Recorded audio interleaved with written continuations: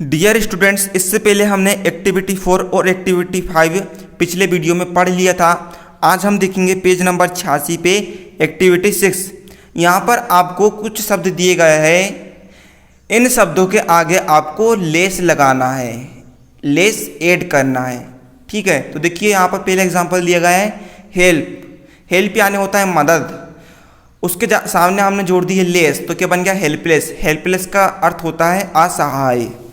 इसी प्रकार दूसरा है यूज़। यूज़ के सामने हमने लेस जोड़ दिया, बन गया यूजलेस बन गया। यूजलेस का अर्थ क्या होता है अनुपयोगी, और यूज़ का अर्थ होता है उपयोगी। तीसरा है फियर।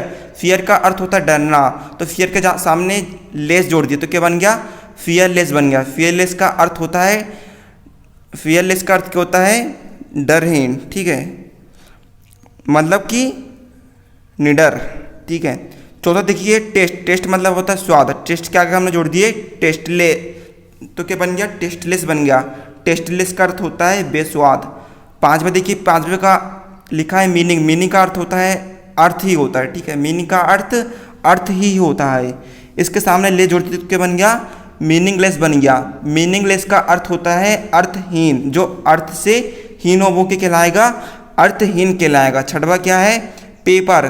पेपर के सामने लेस जोड़ देते तो क्या बन गया पेपरलेस बन गया। पेपरलेस का अर्थ होता है कागज से रहित, और पेपर का अर्थ होता है कागज। तो देखिए आगे हमें लिखा है कि आपने जो नए फॉर्म के शब्द बनाए हो, नए फॉर्म के जो शब्द बनाए हो, नए शब्द बनाए हो, इनका उपयोग आपको नीचे कुछ खालिस्तान दिए गए हैं, उन खालिस्तान में आपको इन नए शब्दों का प्रयोग करना है। तो देखिए पहला शब्द क्या दिया है द रेलवेज। रेलवे यानी ठीक है रेलवेज। हेस यानी पास में। इंट्रोड्यूस यानी होता है प्रस्तावना। Blank ticket system. Ticket system यानी व्यवस्था। ठीक है, रेलवे ने अपनी, मैंने यहाँ पर क्या भर दिया पेपरलेस भर दिया।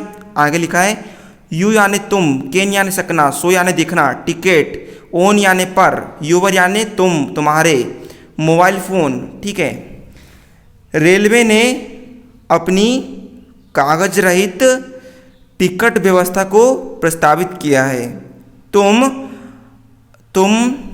तुम्हारी टिकट अपने मोबाइल फ़ोन पर देख सकते हो। ठीक है, अर्थ निकल रहा है ना कि रेलवे ने अपनी पेपरलेस कागज रहित टिकट सिस्टम व्यवस्था चालू की है। तुम अपने टिकट को अपने मोबाइल पर इंटरनेट की सहायता से देख सकते हो। अब देखिए दूसरा क्या है the food at honesty restaurant is blank nobody likes it. यहाँ पर क्या भर दिया मैंने, यहाँ से उठाकर मैंने भर दिया टेस्टलेस। टेस्टलेस का अर्थ होता है स्वादहीन। तो अर्थ क्या निकला फूड यानी खाना, एट यानी पर, एनएसटी रेस्टोरेंट यानी एनएसटी भोजनालय, इज यानी है, टेस्टलेस यानी होता है बेस्वाद, नोबडी यानी कोई भी नहीं। ठीक है, लाइक्स यानी पसंद करना, इट यानी यह है। ठीक है, एनएसटी भोजनालय का खाना बेस्वाद है, इसे कोई भी पसंद नहीं करता है। अर्थ निकल रहा है ना, बाकी भी जम रहा है, तो यही सही है। तीसरा के लिखा है Rani Lakshmibai was a blank fighter against the British. यहाँ पे मैंने यहाँ से उठा के भर दिया फियरलेस।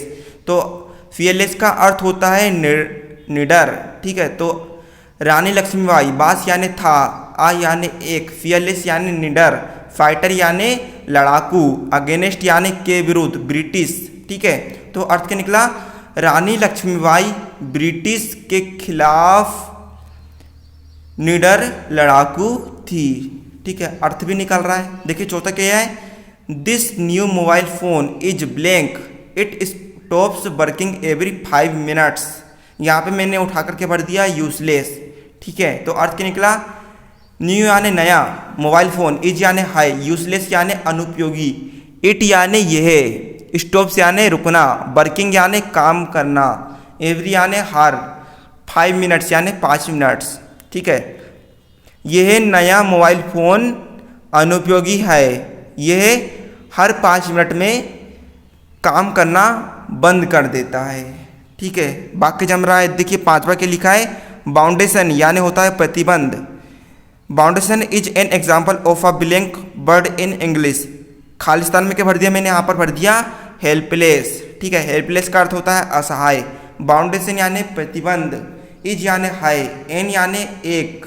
ठीक है, एग्जाम्पल यानी उदाहरण, ऑफ यानी का, आ यानी एक, हेल्पलेस यानी असहाय, वर्ड यानी शब्द, एन यानी में, इंग्लिश यानी अंग्रेजी। ठीक है, प्रतिबंध अंग्रेजी में असहाय शब्द का उदाहरण है। ठीक है, तो उम्मीद करता हूँ एक्टिविटी 6 अच्छे से समझ में आ गई होगी। तो चलिए अब हम देख लेते हैं इसकी एक्टिविटी 7।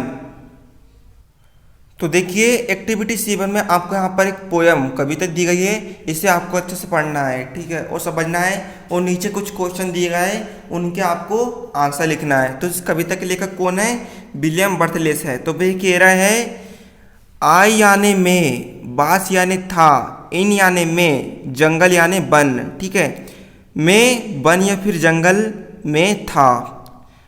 आगे आ यानी में, सा यानी देखा, आ यानी एक, फनी यानी मज़ेदार, थिंग यानी चीज़, मैंने एक मज़ेदार चीज़ देखी। फिर आगे आ यानी एक, मंकी यानी बंदर, हेड यानी पास, पास में। ठीक है, मोबाइल समझते हो, दूरसंचार यंत्र। ठीक है, तो एक बंदर के पास मोबाइल था। ठीक है, आगे लिखा है एंड यानी और, इट यानी यह, बेगन यानी होता है शुरू करना, टू यानी का, रिंग यानी घंटी, और यह घंटी बजा रहा था, इससे घंटी बज रही थी। तो मंकी के पास, एक बंदर के पास मोबाइल था और उससे घंटी बज रही थी। आगे इट यानी यह, हेड यानी पास, आ यानी एक, म्यूजिक यानी, ठीक है, म्यूजिक यानी गाना या फिर म्यूजिक बोल सकते हैं, रिंगटोन। ठीक है, उसमें, ठीक है, उसमें एक म्यूजिक रिंगटोन भी थी। आगे एंड यानी और, ही यानी बे, बिगिन यानी शुरू करना, टू यानी का, जिग यानी होता है फिर, जिग यानी होता है नाचना। ठीक है, तो उसमें एक म्यूजिक रिंगटोन भी थी और वह नाचना शुरू कर देता है। म्यूजिक रिंगटोन बज रही थी और फिर वह नाचना शुरू कर देता है। आगे डांसिंग यानी नाचना, इन यानी में, ट्रीज यानी पेड़। ठीक है, वह पेड़ में नाच रहा था। लाइक यानी जैसे, एक लाइक का मतलब होता है पसंद करना, दूसरे लाइक का मतलब होता है उदाहरण देना। लाइक यानी जैसे, ही यानी वह, बांस यानी था, एट यानी पर, जी यानी होता है फिरकी या फिर सन की। ठीक है, ठीक है, बेहे पेड़ों में नाच रहा था सन की जैसे।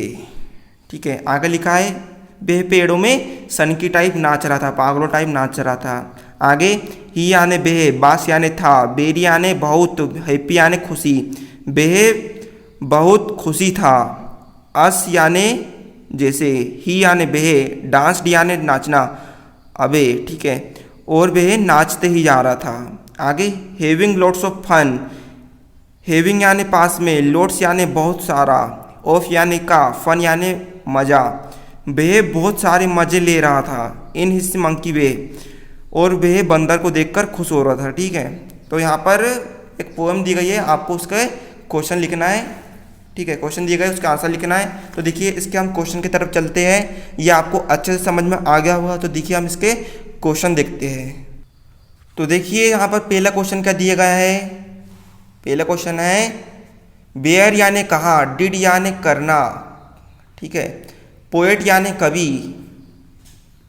डिड यानी करता है, पोएट यानी कवि, सी यानी देखना, आ यानी एक, मंकी यानी बंदर। तो कवि ने एक बंदर को कहाँ देखा था। तो मैंने आपको बताया था कवि ने बंदर को जंगल में देखा था। मैंने इसका आंसर लिखा मैंने द यहाँ क्वेश्चन से लिखा the poet see a monkey, फिर आगे लिख दिया इन द जंगल।